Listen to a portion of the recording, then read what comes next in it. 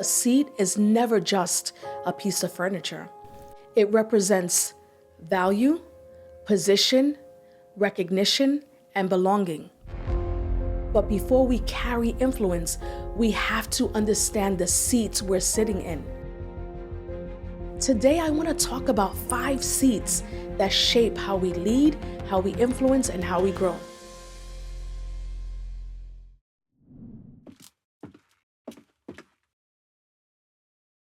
Today, we're dealing with the overstayer.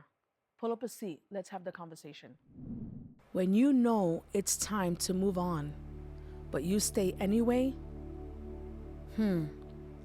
what is an overstayer? An overstayer is someone who knows the season has shifted, but they haven't moved. Let that sit. And what makes that dangerous is not what others see, it's what you already know. The overstayer is not confused. The overstayer is aware. You have felt it.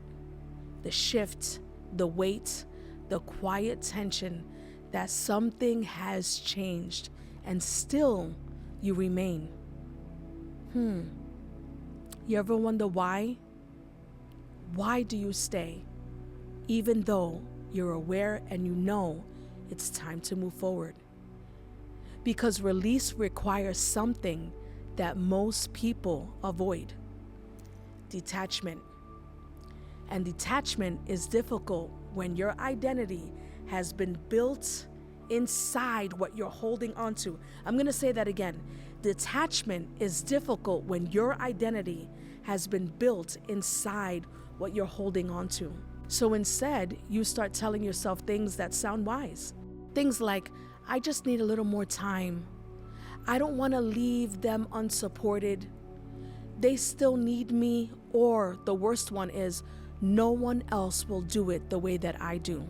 But underneath all of that, you're not protecting the role.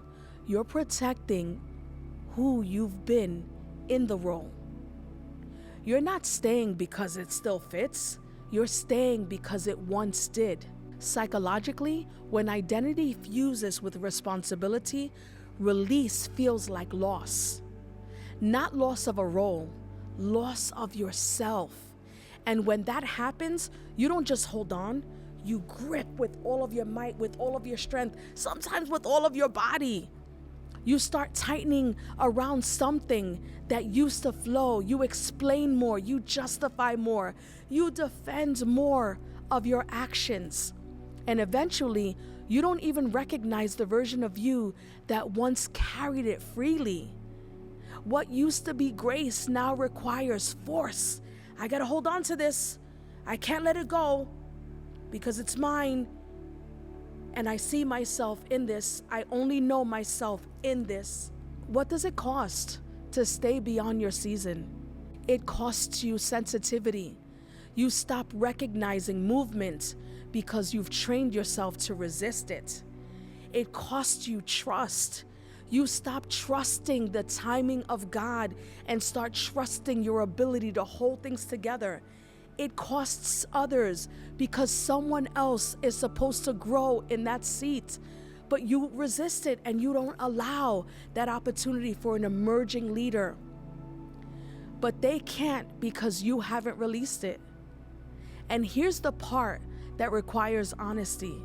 Sometimes what you call responsibility, ready for this, is actually control. Man, and we don't want to admit when we're controlling. Let that sit. But there comes a moment, and it's not dramatic, it's quiet. You feel resistance in something that used to feel right. You feel such a heaviness and you feel so weighted down. The place that used to be grace is now heavy. And deep down, you don't need confirmation. You already know. You know you're supposed to release it. The moment you realize you are no longer being led, you are maintaining. And this is where the real question begins.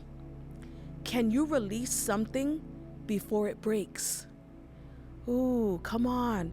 Listen in. I have to ask that question one more time. Can you release something before it breaks? Can you step away before you are forced out, not by people, but by God?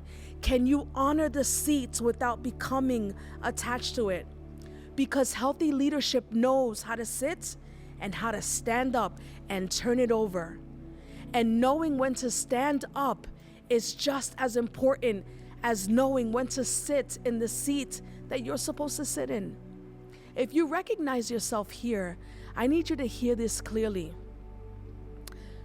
You are not your role. Come on, you're not your title. You are not usefulness. Releasing something does not erase what you've done and what you've invested. It reveals what's next. Come on. I'm going to say it again. I want you to hear this. You are not your role. You are not your title. You are not usefulness. Releasing something does not erase what you've invested. It doesn't erase the things that you've done. It doesn't erase God's call on you. What it does is it releases what is next. So here's what release looks like.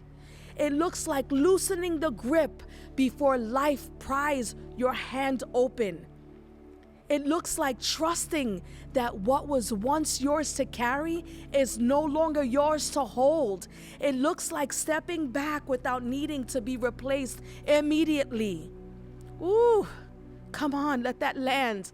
Let that land. It looks like honoring the season without trying to extend it. If you don't release it, you won't just delay your future. You will distort your future.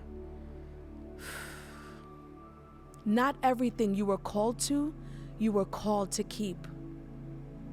Take your seat, but know when it's time to stand up and release that seat to emerging leaders so that they can carry it to the next season.